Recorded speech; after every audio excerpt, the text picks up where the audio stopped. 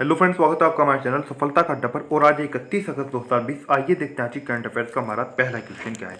तो आज का हमारा पहला क्वेश्चन है, एपी राज्य विकास निगम की स्थापना किसने की है। एपी राज्य विकास निगम की स्थापना की गई है आंध्र प्रदेश के द्वारा। किसके द्वारा? आंध्र प्रदेश राज्य के द्वारा एपी राज्य विकास निगम की स्थापना की गई है। अब आंध्र प्रदेश के द्वारा तो की गई है, लेकिन आंध्र प्रदेश के अंदर ही आपको एक विशेष बात यहाँ पर याद रखनी है। आंध्र प्रदेश के अंदर किसको किसने विकसित किया है, इसकी स्थापना किसके द्वारा की गई है। तो एपीएसडीसी के द्वारा। किसके द्वारा इसकी जो स्थापना की गई है? एपीएसडीसी के द्वारा की गई है। किसके द्वारा? एपीएसडीसी के द्वारा। अब ये एपीएसडीसी क्या है? इस एपीएसडीसी का पूरा जो नाम है वो है Andhra Pradesh state development corporation. क्या है? Andhra Pradesh state development corporation, ये इसका पूरा नाम है। किसका? एपीएसडीसी का। इसके द्वारा ही आंध्र प्रदेश राज्य विकास निगम की स्थापना की गई है, यानी कि एपी विकास निगम की। अच्छा, आंध्र प्रदेश राज्य की अगर हम आपसे बात करें तो आंध्र प्रदेश जो राज्य है, यहाँ की 3 राजधानियाँ हैं। कितनी राजधानियाँ हैं?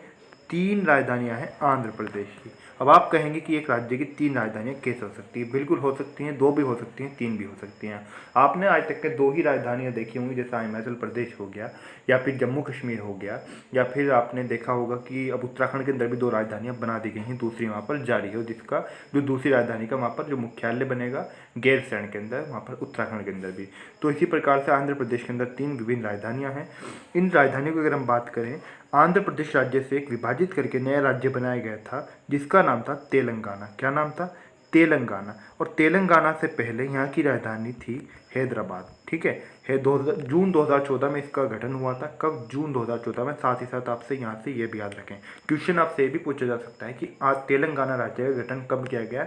तो जून 2014 में इसका गठन किया गया था तेलंगाना का। खैर, हम बात यहाँ पर कर रहे हैं आंध्र प्रदेश के बारे में। आंध्र प्रदेश से विभाजित होकर तेलंगाना अलग बना दिया जाता है, हैदराबाद वहाँ की राजधानी हो जाती है, क्योंकि हैदराबाद वाला जो क्षेत्र था, जो हैदराबाद सिटी था, वो हैदराबाद तेलंगाना के अंदर आ जाता है। फिर आंध्र प्रदेश की राजधानी क्या होगी, ये सवाल उठता है। उसके बाद में चुना जाता है अमरावती को, कि हैदराबाद तो चला गया तेलंगाना के अंदर, अब अमरावती राजधानी होगी आंध्र प्रदेश की। कहाँ की? और अभी तक के जो चुना जा रहा था, अगर आपको कहीं पर एक विकल्प मिलता है तो उसके अंदर जो आपका सही आंसर होगा वो अमरावती ही होगा। क्या होगा? अमरावती, क्योंकि अभी तक अमरावती ही यहाँ की राजधानी थी। अच्छा, अब यहाँ पर 3 राजधानियाँ यहाँ पर इस आंध्र प्रदेश की बना दी गई हैं। इस राज्य की 3 राजधानी हो गई हैं। अमरावती की बात करें तो राज्य की जो विधानसभा होगी, यानी कि जो विधानसभा संचालित होती है, जहाँ पर सदन के सदस्य बैठते हैं, विधायक वगैरह बैठते हैं, विधायक, मुख्यमंत्री, ये सब विधानसभा जो संचालित होगी वो अमरावती से होगी। और विशाखापट्टनम से होगी कार्यपालिका। क्या? कार्यपालिका विशाखापट्टनम में। अगर पूछा जाए कि न्यायिक राजधानी क्या है आंध्र प्रदेश की, यानी कि जुडिशियल कैपिटल, तो कुर्नूल के अंदर यहाँ का हाई कोर्ट होगा। कहाँ पर? न्यायिक राजधानी होगी यहाँ की कुर्नूल। कुर्नूल के अंदर यहाँ का हाई कोर्ट होगा। ये तीनों बातें आपको याद रखनी है। विधानसभा अमरावती में, कार्यपालिका जो चलेगी वो चलेगी, कार्यपालिका जो होगी विशाखापट्टनम में, और कुर्नूल के अंदर होकर यहाँ का हाई कोर्ट आंध्र प्रदेश का। आंध्र प्रदेश के मुख्यमंत्री के बारे में अगर बात करें तो वाईएस जगनमोहन रेड्डी यहाँ के मुख्यमंत्री हैं, और विश्व भूषण हरिचंदन हैं यहाँ के राज्यपाल। कौन है? विश्व भूषण हरिचंदन यहाँ के राज्यपाल हैं आंध्र प्रदेश के। अगला क्वेश्चन है हमारा, चुनौती नामक प्रतियोगिता किसके द्वारा शुरू की गई है? तो चुनौती नामक प्रतियोगिता शुरू की गई है रविशंकर प्रसाद के द्वारा। किसके द्वारा? रविशंकर प्रसाद के द्वारा। आपसे परीक्षा के अंदर रविशंकर प्रसाद के बारे में भी क्वेश्चन पूछा जा सकता है कि रविशंकर प्रसाद कौन है। तो रविशंकर प्रसाद के बारे में भी जानते हैं कि रविशंकर प्रसाद कौन है। आपको बता दें कि रविशंकर प्रसाद केंद्रीय मंत्री हैं, और इनके पास विभाग कौन सा है? केंद्रीय इलेक्ट्रॉनिक्स और सूचना प्रौद्योगिकी मंत्री हैं। कौन से? इलेक्ट्रॉनिक्स और सूचना प्रौद्योगिकी मंत्री हैं। कौन? रविशंकर प्रसाद। अगला क्वेश्चन है हमारा, राष्ट्रीय खेल दिवस कब मनाया जाता है? राष्ट्रीय खेल दिवस मनाया जाता है प्रत्येक वर्ष 29 अगस्त को। कब मनाया जाता है? राष्ट्रीय खेल दिवस प्रत्येक वर्ष 29 अगस्त को मनाया जाता है। लेकिन मनाया क्यों जाता है? राष्ट्रीय खेल दिवस मनाया जाता है, जो हॉकी के महानायक थे मेजर ध्यानचंद, आप सभी को इनके बारे में पता भी होगा, आपने नाम भी सुना होगा। मेजर ध्यानचंद थे हॉकी के महानायक। इनको सम्मानित करने के लिए इनको सम्मानित करने के लिए दिन इनको समर्पित कर दिया गया है, इसीलिए ये दिवस मनाया जाता है। हॉकी के महानायक मेजर ध्यानचंद को सम्मानित करने के लिए दिवस मनाया जाता है। आप जानते होंगे मेजर ध्यानचंद के बारे में। तो मेजर ध्यानचंद जो थे वो बहुत महान खिलाड़ी थे, इनको ही यह दिन समर्पित कर दिया गया है 29 अगस्त। इन्हीं के सम्मान में 29 अगस्त को प्रत्येक वर्ष राष्ट्रीय खेल दिवस के रूप में मनाया जाता है। अगला क्वेश्चन है हमारा, और इसी से एक और क्वेश्चन आप एक और यहाँ से बात याद रखेंगे, आपसे क्वेश्चन ऐसे भी पूछा जा सकता है कि राष्ट्रीय खेल दिवस किस महापुरुष की यादगार में या फिर किस खिलाड़ी की यादगार में मनाया जाता है। तो आपको जो आपका सही आंसर होगा मेजर ध्यानचंद होगा। इसलिए नीचे की जो मैं आपको बात बताता हूँ आप उसको भी ध्यान से सुना करें और उसको नोट किया करें। अगला क्वेश्चन है हमारा, शिंजो आबे ने किस देश के प्रधानमंत्री पद से इस्तीफा दिया है। इस तरीके से क्वेश्चन के अंदर आपको विचलित किया जाता है, तो आपको कभी भी विचलित नहीं होना है, क्योंकि शिंजो आबे, अब कोई व्यक्ति एक ही तो देश का प्रधानमंत्री रह सकता है, ऐसा अधिकांश देशों के अंदर 99% के अंदर नहीं है कि कोई एक व्यक्ति 2 देशों का प्रधानमंत्री बन जाए। शिंजो आबे ने किस देश के प्रधानमंत्री पद से इस्तीफा दिया है। तो अगर कहीं पर आपको मिलने लगे कि जापान, श्रीलंका, फिर नीचे आपको तीसरा विकल्प मिल के उपयुक्त दोनों, इसलिए मैं आपको कहता हूँ कि प्रत्येक क्वेश्चन को आप ध्यान से देखा करें।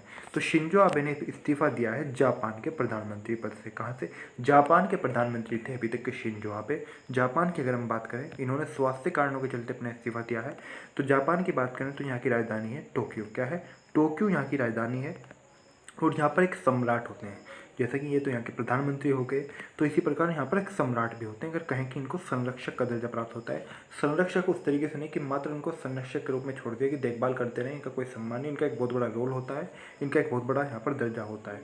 अगर मैं आपसे बताऊँ, क्योंकि जापान के अंदर तो यहाँ पर प्रधानमंत्री भी होते हैं जापान के अंदर, जैसे कि शिंजो आबे थे, और यहाँ पर सम्राट भी होते हैं। जैसे कि आपने यूएई के अंदर देखा होगा, सऊदी अरब के अंदर वहाँ पर किंग होते हैं, जैसे कि राजा होते हैं, बादशाह। और तो वहाँ पर तो इनकी जिस तरह जापान के अंदर अलग से प्रधानमंत्री बनते हैं, वहाँ पर तो नहीं बनते, वहाँ पर तो अलग अलग और अन्य पद हैं। जिस प्रकार से आपने देखा होगा कि सऊदी अरब के अंदर, यूएई के अंदर सम्राट होते हैं, वहाँ के वर्तमान में सम्राट है किंग सलमान। तो इसी प्रकार से सम्राट है जापान के नारुहितो। नाम याद रखना है आपका, कौन है? नारुहितो सम्राट जो हैं, कहाँ के? जापान के। अगला क्वेश्चन है हमारा, 2 दिवसीय विश्व उर्दू सम्मेलन का आयोजन कहाँ किया गया है। तो हाल ही में 2 दिवसीय विश्व उर्दू सम्मेलन का आयोजन किया गया है नई दिल्ली में। कहाँ किया गया है? नई दिल्ली में आयोजन किया गया है। और जो ये जो 2 दिवसीय विश्व उर्दू सम्मेलन था, इसका जो उद्घाटन सत्र था, इसके आभासी उद्घाटन सत्र को संबोधित किया है केंद्रीय शिक्षा मंत्री रमेश पोखरियाल निशंक ने। किसने किया है? केंद्रीय शिक्षा मंत्री रमेश पोखरियाल निशंक ने। यहाँ से आपको ये भी बात पता चल गई कि हमारे केंद्रीय शिक्षा मंत्री कौन है। तो रमेश पोखरियाल हमारे केंद्रीय शिक्षा मंत्री हैं। और कितने दिवसीय ये उर्दू सम्मेलन चला? 2 दिवसीय उर्दू सम्मेलन नई दिल्ली के अंदर इसका आयोजन हुआ। इसके उद्घाटन सत्र को संबोधित किया रमेश पोखरियाल निशंक ने। अगला क्वेश्चन है हमारा, किस राज्य सरकार ने यूट्यूब पर फिटनेस चैनल को लॉन्च किया है। तो यूट्यूब पर फिटनेस चैनल को लॉन्च किया है दिल्ली सरकार ने। किसने किया है? दिल्ली सरकार के द्वारा यूट्यूब पर फिटनेस चैनल को लॉन्च किया गया है। किसके द्वारा? फिटनेस चैनल को लॉन्च किया गया है दिल्ली सरकार के द्वारा। दिल्ली की बात करें तो यहाँ के मुख्यमंत्री अरविंद केजरीवाल है। दिल्ली अपने आप में केंद्र शासित प्रदेश है। और दिल्ली के जो उपराज्यपाल हैं वो हैं अनिल बैजल। कौन है? अनिल बैजल दिल्ली के उपराज्यपाल हैं। अगला क्वेश्चन है हमारा, इससे पहले अगले क्वेश्चन बढ़ने से पहले एक बात आप यहाँ से जानिए। अगर पूछा जाए आपसे कि दिल्ली राज्य के अंदर किसकी सरकार है, किस दल की सरकार है, यानी कि राजनीतिक पार्टी की, तो आपको याद रखना है यहाँ पर आपकी सरकार है, यानी कि आम आदमी पार्टी की। किसकी सरकार है? आम आदमी पार्टी की सरकार है। और यहीं अरविंद केजरीवाल इसके सुप्रीमो है और यहीं यहाँ के मुख्यमंत्री हैं। अगला क्वेश्चन है हमारा, इशिता चौधरी को किसने एकलव्य अवार्ड से सम्मानित किया है। तो एकलव्य अवार्ड से सम्मानित किया है इशिता चौधरी को।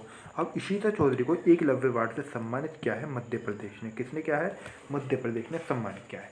बात अगर मध्य प्रदेश की करें तो राजधानी यहाँ की भोपाल है और यहाँ के मुख्यमंत्री शिवराज सिंह चौहान है। अगर हम यहाँ की बात करें मध्य प्रदेश की, कि मध्य प्रदेश के अंदर किसकी सरकार है, तो बीजेपी की यहाँ पर सरकार है। शिवराज सिंह चौहान यहाँ के मुख्यमंत्री हैं और आनंदीबेन पटेल यहाँ की राज्यपाल हैं। कहाँ की? मध्य प्रदेश की। आपको यहाँ से याद रखना होगा कि आनंदीबेन पटेल यूपी और एमपी दोनों राज्यों की राज्यपाल है। मैं आज आपको वो बात नहीं बताने वाला हूँ कि एक व्यक्ति 2 राज्यों का राज्यपाल कैसे रह चुका है, क्योंकि मैं आपको कई बार बता चुका हूँ। बताने को मैं आपको यहाँ पर भी बता सकता हूँ, लेकिन कुछ स्टूडेंट की शिकायत आती है कि इसके अंदर बहुत ज़्यादा समय चला जाता है। उनको बहुत सारे स्टूडेंट को इसके बारे में पता भी चल चुका है। यदि आप उसके बारे में जानना चाहते हैं, इसीलिए आपके लिए प्रत्येक दिन की जो करंट अफेयर्स बहुत ही महत्वपूर्ण है। तो आप कल की करंट अफेयर देखें, परसों की देखें, उससे पहले की देखें, और प्रतिदिन आज से आप ये पढ़ लें, आप कभी भी कोई भी दिन की करंट अफेयर मिस नहीं करेंगे। आपके करंट अफेयर को मिस करने का कारण होता है कि आप उसको डाउनलोड करते हैं। इसलिए मैं आपसे कहता हूँ वीडियो को डाउनलोड करके ना देखें, वीडियो को ऑनलाइन ही देखने का प्रयास करें। क्योंकि जब आप डाउनलोड करते हैं उसमें आप क्या करते हैं, वो आपको आलस आ जाता है कि बाद में देख लूँगा, फिर वो आपकी बात ही रहती है, आप उसको कभी भी नहीं देख पाते हैं।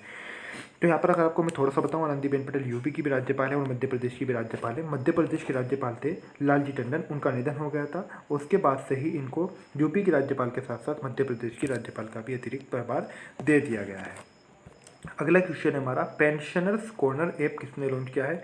तो पेंशनर्स कॉर्नर ऐप को लॉन्च किया है, ये क्या है, CISF ने। किसने किया है?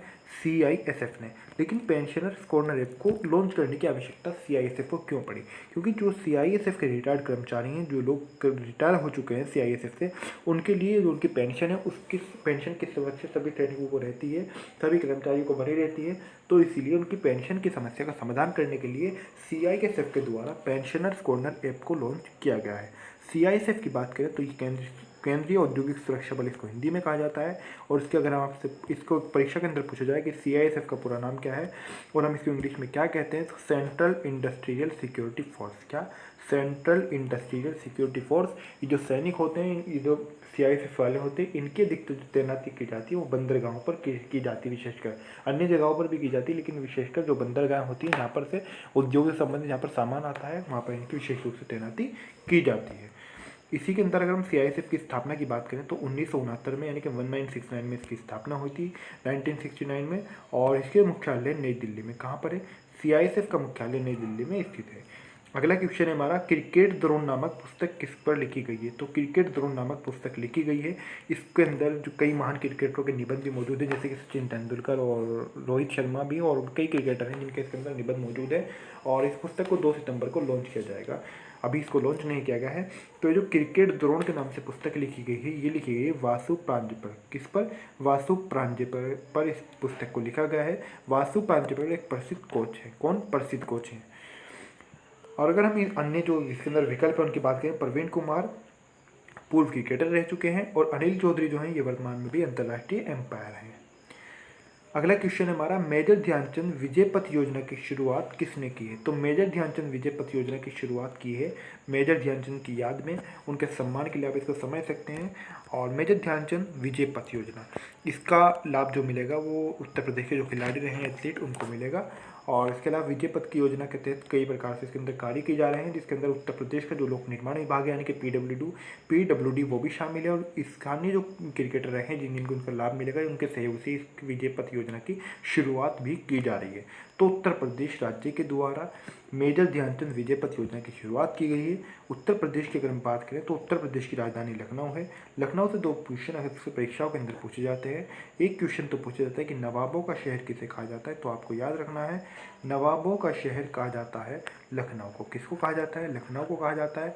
एक और क्वेश्चन पूछा जाता है कि गोमती नदी के किनारे कौन सा शहर स्थित है? या ये भी क्वेश्चन पूछा जाता है कि लखनऊ कौन सी नदी के किनारे स्थित है? तो आपको याद रखना है, लखनऊ जो है वो गोमती नदी के किनारे स्थित है। कौन सी नदी के किनारे? गोमती नदी के किनारे। अच्छा, अगर हम उत्तर प्रदेश के मुख्यमंत्री के बारे में बात करें तो योगी आदित्यनाथ यहाँ के मुख्यमंत्री हैं। और उत्तर प्रदेश राज्य के अंदर भी BJP की, यानी कि भारतीय जनता पार्टी की सरकार है। उत्तर प्रदेश के अंदर अगर आपसे पूछा जाए लोकसभा सीटें कितनी हैं, तो लोकसभा सीटें यहाँ पर 80 हैं। और अगर पूछा जाए ज़िले कितने हैं, तो 75 यहाँ पर ज़िलों की संख्या है। अच्छा, अगर उत्तर प्रदेश की राज्यपाल की बात करें तो राज्यपाल यहाँ की आनंदीबेन पटेल हैं। आनंदीबेन पटेल के बारे में आपको ऊपर भी बता चुका हूँ, ये MP और UP दोनों राज्यों की राज्यपाल हैं। और लालजी टंडन MP के राज्यपाल थे, उनका निधन हो गया था। लेकिन उनके निधन से पूर्व जब उनका स्वास्थ्य खराब चल रहा था, उसी समय इनको मध्य प्रदेश का प्रभार सौंप दिया गया था। लेकिन जब उनका निधन हो गया उसके बाद में राष्ट्रपति के द्वारा इनको MP का राज्यपाल भी नियुक्त कर दिया गया, UP के साथ साथ। अगर हम उत्तर प्रदेश के राजकीय वृक्ष की बात करें तो राजकीय वृक्ष यहाँ का अशोक। अब आप सोच रहे होंगे मैं आपको ये सब क्यों बता रहा हूँ। आप में तो बहुत सारे स्टूडेंट UPSI या फिर UP लेखपाल की जो भर्ती आने वाली है उसकी तैयारी कर रहे होंगे। लेकिन आपको बता दूँ, मात्र उत्तर प्रदेश के नहीं, अंदर ही नहीं, उत्तर प्रदेश से बाहर भी इन क्वेश्चन को पूछ लिया जाता है। उत्तर प्रदेश के राजकीय वृक्ष की अगर हम बात करें तो अशोक यहाँ का राजकीय वृक्ष है। और अगर पूछा जाए कि राजकीय पक्षी क्या है तो सारस या क्रौंच यहाँ का राजकीय पक्षी है। और राजकीय पुष्प यहाँ का पलाश। अगर पूछा जाए कि राजकीय पशु क्या है तो राजकीय पशु है बारहसिंघा। क्या है? बारहसिंघा उत्तर प्रदेश का राजकीय पशु है। आज की जो हमारी करंट अफेयर्स है वहीं पे समाप्त होती है। आपको वीडियो कैसा लगा प्लीज़ कमेंट करके जरूर बताएं। और अभी तक आपने वीडियो को लाइक नहीं किया है, शेयर नहीं किया है, तो प्लीज़ लाइक भी कर दें, शेयर भी कर दें। और अभी तक आपने हमारे चैनल सफलता का अड्डा सब्सक्राइब नहीं किया है तो प्लीज़ जरूर सब्सक्राइब कर दें। सब्सक्राइब करते समय बेल आइकन को प्रेस करना ना भूलें।